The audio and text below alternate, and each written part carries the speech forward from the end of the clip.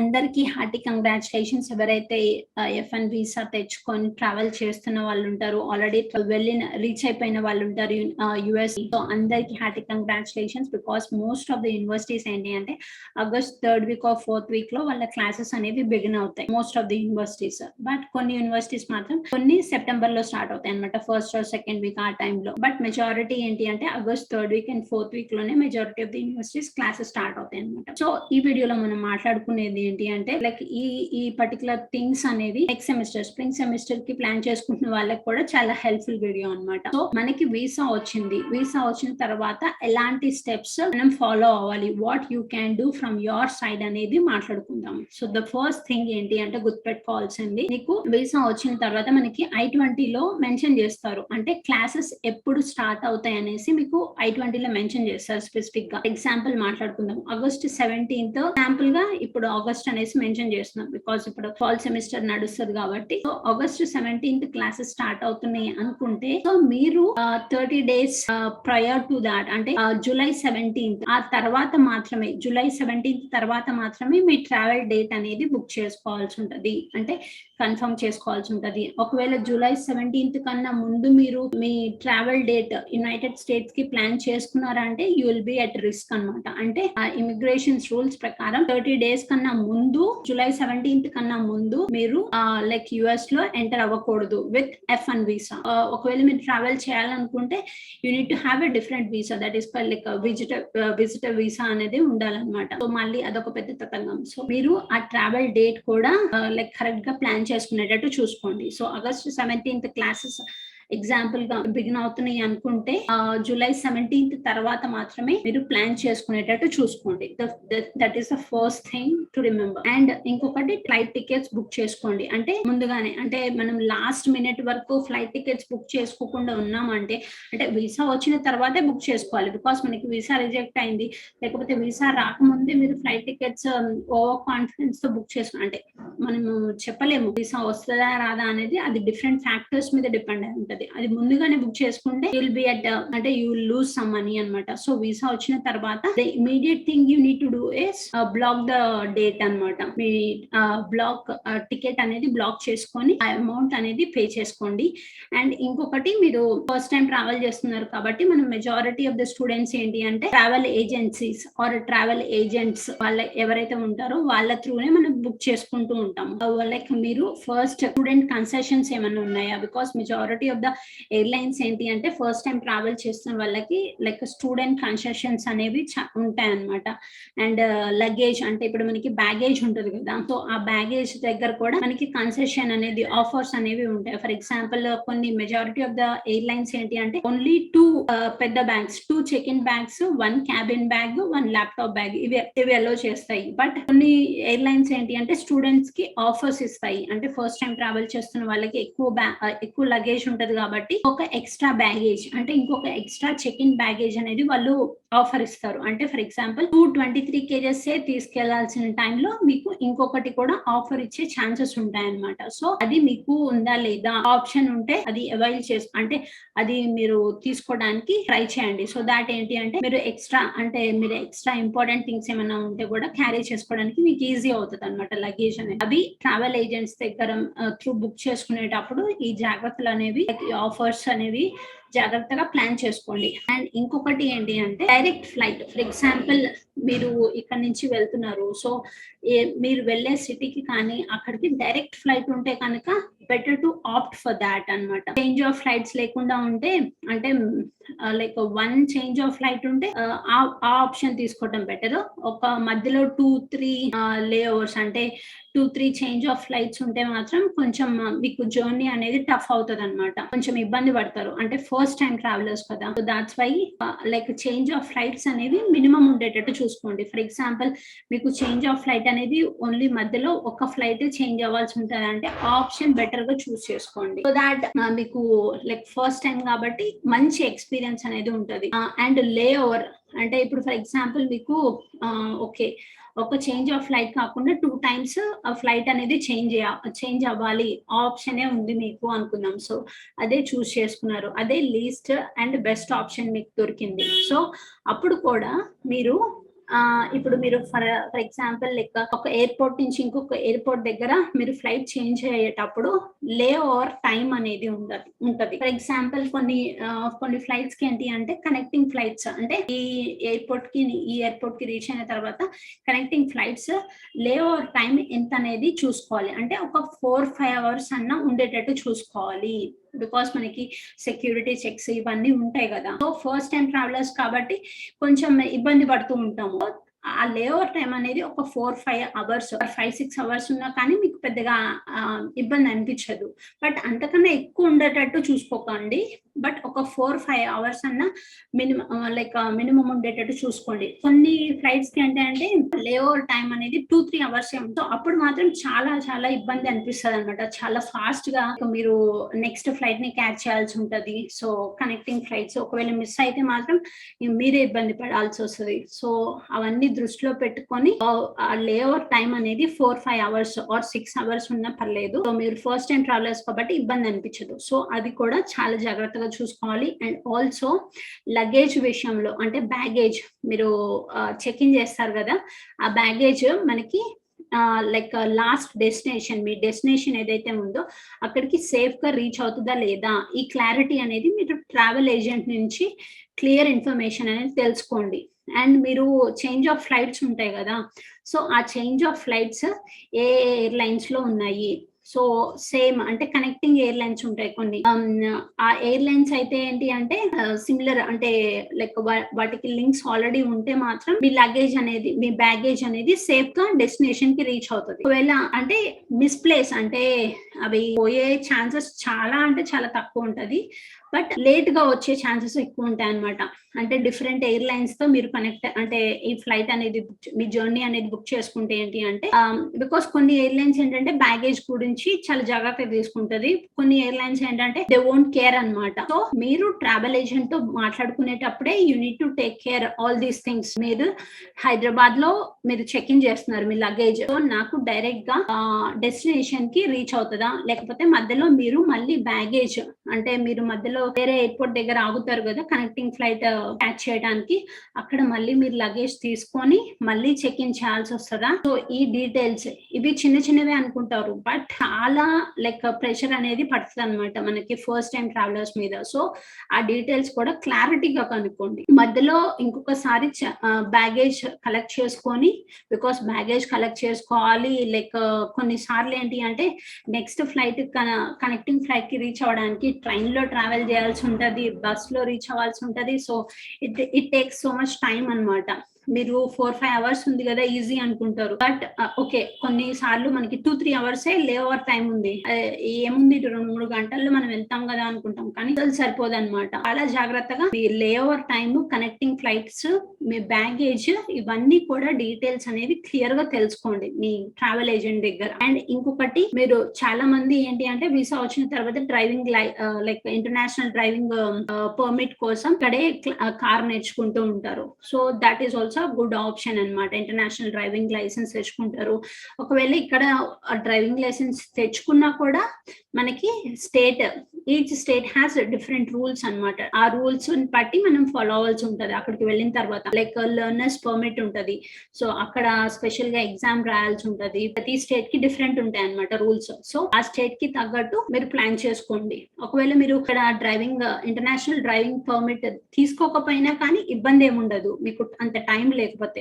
Because నేర్చుకోవడానికి 30-40 days time పట్టొచ్చు car నేర్చుకోవడానికి. సో, కార్ నేర్చుకొనుంటే బెస్ట్ ఆప్షన్. బట్ అక్కడికి వెళ్ళిన తర్వాత బికాస్ ట్రాఫిక్ రూల్స్ కానీ అవి కూడా చాలా డిఫరెంట్‌గా ఉంటాయి గదా! మనం ఇక్కడ నేర్చుకొని వెళ్ళినా కానీ అక్కడ కొంచెం కొత్తగా అనిపిస్తది. బట్ బేసిక్ థింగ్స్ అనేవి వస్తాయి. That's fine. సో, అక్కడికి వెళ్ళిన తర్వాత మీరు లెర్నర్స్ పర్మిట్ మళ్ళీ తీసుకోవాల్సి ఉంటది. అండ్ ఆల్సో డ్రైవింగ్ టెస్ట్ ఇవ్వాల్సి ఉంటది. Then only you will get that driving licence అన్నమాట. అండ్ ఇదొక ఇంపార్టెంట్ పాయింట్. అండ్ ఇంకొకటి ఏంటి అంటే చాలా మందికి కుకింగ్ చేయడం రాదు. ఇప్పుడు మనం అనుకోవచ్చు యూట్యూబ్ ఛానల్స్ చాలా ఉన్నాయి. వీ కెన్ లెర్న్ అనేసి. బట్ బేసిక్ కుకింగ్ అనేది నేర్చుకోండి. మీకు ఇప్పుడు ట్రావెల్ చేసే ముందు కొన్ని డేస్ అనేవి ఉంటాయి గదా! వీసా వచ్చిన తర్వాత. So, learn some basic cooking అన్నమాట. సో, థాట్ ఏంటి అంటే మీరు అంటే మీ మదర్‌తో ఎక్కువ టైమ్ స్పెండ్ చేయడము. సో, లైక్ మీ మదర్ లైక్ కుకింగ్ చేసేటప్పుడు ఎలా చేస్తున్నారు? బేసిక్ థింగ్స్ నేర్చుకుంటే ఏంటి అంటే మీరు త్రూ వీడియోస్ చేసేటప్పుడు కూడా మీకు ఈజీ అవుతదనమాట కుకింగ్ చేసుకోవడం అనేది. బికాజ్ మీరు లైక్ ఔట్‌సైడ్ ఫుడ్ కన్నా అక్కడికి వెళ్ళిన తర్వాత ఔట్‌సైడ్ ఫుడ్ కన్నా మీరు ప్రిపేర్ చేసుకుంటే ఏంటి అంటే హెల్త్ వైస్ బావుంటది. బికాజ్ అక్కడ మీకు ఏదన్నా హెల్త్ ఇష్యూస్ వస్తే మాత్రం it will cost you like lakhs and lakhs అన్నమాట ఇండియన్ కరెన్సీస్ లో. సో థౌజండ్స్ ఆఫ్ డాలర్స్ అనేది చాలా ఖర్చు అవుతుంది. హెల్త్ విషయంలో మాత్రం చాలా జాగ్రత్తగా ఉండాలి యుఎస్ వెళ్ళిన తర్వాత. సో మీరు హోమ్ ఫుడ్ అంటే మీరు కుక్ చేసుకోవడానికి ఎక్కువ ప్రిఫర్ చేయండి. ఔట్ సైడ్ ఫుడ్ ఓకే అప్పుడప్పుడు తింటే పర్లేదు. బట్ అదే రొటీన్ గా పెట్టుకోవద్దు. అండ్ మీకు అదొక అలవాటుగా ఒక హ్యాబిట్ గా మారిపోతది. అండ్ ఆల్సో ఎక్స్ట్రా ఖర్చు కూడా అవుతది. సో అది అవాయిడ్ చేసుకోండి. అండ్ ఇంకొకటి మీ వీసా వచ్చిన తర్వాత మీరు ఆల్రెడీ I-20 వచ్చిన తర్వాతనే మనము బ్యాంక్ లోన్ ప్రాసెస్ ఇవన్నీ చేసేసుకుంటూ ఉంటాము. సో మీకు వీసా వచ్చిన తర్వాత కూడా ఈ ప్రాసెస్ బ్యాంక్ లోన్ ప్రాసెస్ అనేది మీరు ట్రావెల్ చేసే ముందుగానే కంప్లీట్ చేసుకునేలాగా చూసుకోండి. Because they need some signatures from your side కాబట్టి స్టూడెంట్ దగ్గర నుంచి సిగ్నేచర్స్ కావాలి కాబట్టి బ్యాంక్ అఫీషియల్స్ అవన్నీ ముందుగానే కంప్లీట్ చేసుకునేటట్టు చూసుకోండి. అండ్ ఇంకొకటి ఏంటి అంటే ఇమ్యునైజేషన్ ఫామ్ మనకి ఇది చాలా ఇంపార్టెంట్. అంటే ట్రావెల్ చేసే ముందు ఈ ఫామ్ ప్రతి యూనివర్సిటీ వాళ్ళు స్పెసిఫిక్ గా ఇమ్యునైజేషన్ ఫామ్ అనేది మీకు ఇస్తారనమాట, పంపిస్తారు త్రూ ఈమెయిల్. సో అది ఫిల్ చేశారా లేదా, డాక్టర్ ని అప్రోచ్ అయ్యి లైక్ కావాల్సిన ఇమ్యునైజేషన్స్ అంటే కావాల్సిన వ్యాక్సినేషన్స్ మీరు బికాస్ కొన్ని ఏంటంటే కొన్ని వ్యాక్సిన్స్ ఒక డోస్ తీసుకున్న తర్వాత సెకండ్ డోస్ కి 30 days 20 days టైం ఉంటది. సో ఇట్లా ఉంటాయి అన్నమాట. సో డోసెస్ అన్ని కంప్లీట్ చేసుకున్నారా, ఆ ఇమ్యునైజేషన్ ఫామ్ లో అన్ని డీటెయిల్స్ కరెక్ట్ గా డాక్టర్ చేత ఫిల్ చేయించుకున్నారా లేదా, డేట్స్ కానీ డేస్ కానీ dates and also doctor signature stamp address అన్ని క్లియర్ గా ఉన్నాయా లేదా అనేది కూడా రివ్యూ చేసుకోండి ట్రావెల్ చేసే ముందుగానే. ఒకవేళ మీరు ఇది కనుక ఈ వ్యాక్సినేషన్ కనుక ఫిల్ చేయలేదు లేకపోతే మర్చిపోయారు అనుకుంటే అంటే మాత్రం అక్కడికి వెళ్ళిన తర్వాత మీరు ఎక్కువ ఖర్చు పెట్టాల్సి ఉంటుంది. Because you need to take all those like ఏదైతే ఉంటాయో మ్యాండేటరీ ఉంటాయి కొన్ని. సో అవి మీరు మళ్ళీ అక్కడికి డబ్బులు యుఎస్ వెళ్ళిన తర్వాత మనీ పే చేసి ఆ వ్యాక్సినేషన్స్ అనేది కంప్లీట్ చేసుకోవాల్సి ఉంటుంది. సో అది అవాయిడ్ చేయాలి అంటే మీరు ఇండియాలో ఉన్నప్పుడే ఈ ఇమ్యునైజేషన్ ఫామ్ అనేది కంప్లీట్ చేసుకునేలా చూసుకోండి. కొన్ని మ్యాండేటరీ ఉంటాయి. ఒకవేళ ఇక్కడ తీసుకున్నా కూడా అక్కడికి వెళ్ళిన తర్వాత కూడా లైక్ ఈ స్పెసిఫిక్ టెస్ట్ అనేది మీరు యుఎస్ వచ్చిన తర్వాత కూడా చేయించుకోవాల్సి ఉంటది అనేసి స్పెషల్ గా మెన్షన్ చేస్తారనమాట. సో అవి మనం స్కిప్ చేయలేము అనుకోండి. బట్ కొన్ని మాత్రం లైక్ మెజారిటీ ఇక్కడ కంప్లీట్ చేసుకొని డాక్టర్ సిగ్నేచర్ స్టాంప్ అడ్రస్ అన్ని క్లియర్ గా ఉండేటట్టు చూసుకోండి. So that you can save some money అన్నమాట దేర్. అండ్ ఇంకొకటి ఏంటి అంటే హెల్త్ చెకప్స్. సో మనము యుఎస్ వెళ్ళే ముందే ఫుల్ బాడీ చెకప్స్ అనేవి మనకి అవైలబుల్ ఉంటాయి హాస్పిటల్స్ లో. సో ఆ ఫుల్ బాడీ చెకప్స్ చేయించుకోండి. సో దాట్ లేకపోతే మీకు ఆల్రెడీ హెల్త్ ఇష్యూస్ ఏమైనా ఉంటే కూడా మీరు ఆ హెల్త్ రికార్డ్స్ అనేది మీకు హెల్త్ ప్రిస్క్రిప్షన్స్ కానీ హెల్త్ ప్రీవియస్ హిస్టరీ ఉంటుంది కదా, అవన్నీ రిపోర్ట్స్ కానీ మీతో క్యారీ చేసుకునేలా చూసుకోండి. ఒకవేళ మీరు అక్కడికి వెళ్ళిన తర్వాత కూడా హెల్త్ ఇష్యూస్ వస్తే so you can have that history with you అన్నమాట. బికాస్ అండ్ ఇంకొకటి ఆరోగ్యం మాత్రం చాలా జాగ్రత్తగా చూసుకోండి. Because it will cost you lakhs and lakhs of rupees. So అది చాలా జాగ్రత్తగా గుర్తు పెట్టుకోవాల్సిన విషయం. అండ్ ఇక్కడే బేసిక్ హెల్త్ చెకప్స్ అనేవి చేయించుకోండి, full body checkups full body scans అనేవి. అండ్ ఇంకొక మేజర్ థింగ్ ఏంటి అంటే డెంటల్ చెకప్. సో ఇక్కడ ఇండియాలో ఉన్నప్పుడే డెంటల్ చెకప్ చేయించుకొని వెళ్ళటం చాలా ప్రిఫరబుల్ అన్నమాట. బికాస్ అక్కడికి వెళ్ళిన తర్వాత అంటే నాకు ఇప్పుడు టూత్ ప్రాబ్లం ఏమి లేదు అనుకుంటారు, అనవసరంగా ఇప్పుడు ఇండియాలో ఉన్నప్పుడు ఎందుకు చేయించుకోవడం, ఏదైనా వస్తే అక్కడ చేయించుకోవచ్చు కదా అనేసి అనుకుంటారు. బట్ జనరల్ చెకప్ చేయించుకుంటే మీకు మంచిది అనమాట. లైక్ మౌత్ క్లీనింగ్ కానీ మౌత్ లైక్ 6 months ఒకసారి చేయించుకుంటారు కదా, అది మీరు ఇప్పుడు ట్రావెల్ చేసే ముందు చేయించుకుంటే ఏంటి అంటే కొన్ని ప్రికాషన్స్ అనేవి మీరు పాటించవచ్చు అనమాట హెల్త్ డెంటల్ కేర్ అనేది. బికాస్ డెంటల్ మీకు ఇన్సూరెన్స్‌లో కవర్ అవ్వదు. మెజారిటీ ఆఫ్ ద ఇన్సూరెన్సెస్‌లో. స్టూడెంట్ ఇన్సూరెన్స్, యూనివర్సిటీ ఇన్సూరెన్స్ ఉన్నా కానీ కూడా చాలా కొన్ని డెంటల్ కేర్ అనేది కవర్ అవ్వదనమాట. సో, మీరు ఒకవేళ మీకు హెల్త్ అదే డెంటల్ ఇష్యూ వచ్చి మీరు అక్కడ యూఎస్‌లో చూపించుకోవాలనుకుంటే మాత్రం అది మీరు అపాయింట్‌మెంట్ కోసమే 2, 3 వీక్స్ వెయిట్ చేయాల్సి ఉంటదనమాట. అండ్ అండ్ ఫీ వైస్ కూడా, కాస్ట్ వైస్ కూడా చాలా ఎక్కువ కాస్ట్ ఉంటది డెంటల్ కేర్ అనేది. సో, దాట్స్ వై ప్రిఫరబుల్లీ మీరు డెంటల్ చెకప్ అనేది ఇక్కడి నుంచే వెళ్ళేటప్పుడు చేయించుకోవడం చాలా రికమెండేషన్ అన్నమాట. చాలా మంచి రికమెండేషన్. అండ్ ఇంకొకటి ఐ చెకప్. మీకు ఆల్రెడీ స్పెక్స్ కానీ, సైట్ కానీ, హెడేక్ కానీ, మైగ్రేన్ ఉంటది కొంతమందికి. సో, ఇవన్నీ ఐ చెకప్ అనేది ముందుగా చేయించుకొని వెళ్ళడం చాలా ప్రిఫరబుల్ అన్నమాట.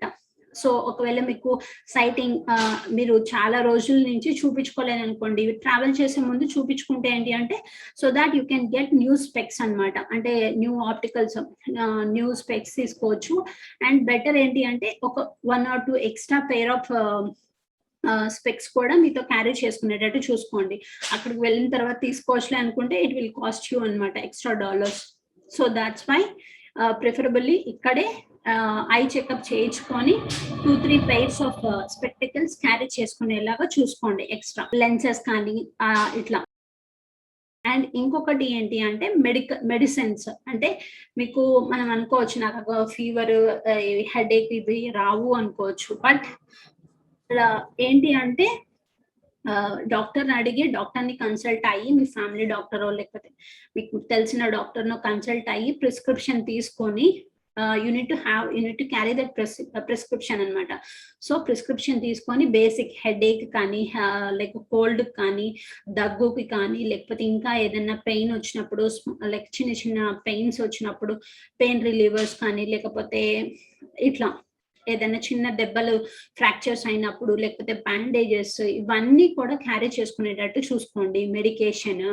సో, మెడికల్ ప్రిస్క్రిప్షన్ అనేది డాక్టర్ నుంచి కలెక్ట్ చేసుకొని మెడిసిన్స్ అనేవి క్యారీ చేసుకునేలా చూసుకోండి. అండ్ మీకు ఆల్రెడీ ప్రీవియస్‌గా ఏదైనా హెల్త్ ఇష్యూస్ ఉంటే మాత్రం అవి కూడా దానికి సంబంధించిన మెడిసిన్స్ కూడా మీతో క్యారీ చేసుకునేలా చూసుకోండి. సో, అండ్ మెడిసిన్స్ తీసుకోమన్నారు కదా అని ఎక్కువ క్యారీ చేసుకుంటే అవి ఎక్స్‌పైర్ అవుతూ ఉంటాయి గదా! సో, అవి వేస్ట్ అవుతూ ఉంటాయన్నమాట మీరు యూజ్ చేయకపోతే. సో, దాట్స్ వై మరీ ఎక్కువ కాదు, మరీ తక్కువ కాకుండా రీజనబుల్‌గా మీకు హెడేక్స్ ఫ్రీక్వెంట్‌గా వస్తూ ఉంటాయి అనుకుంటే మాత్రం, లేకపోతే మీకు అక్కడ వెదర్‌కి స్టార్టింగ్ డేస్‌లో సిక్‌నెస్ వచ్చిందనుకోండి. సో, ఆ టైంలో మీరు సర్వైవ్ అయ్యేలాగా చూసుకోవచ్చు.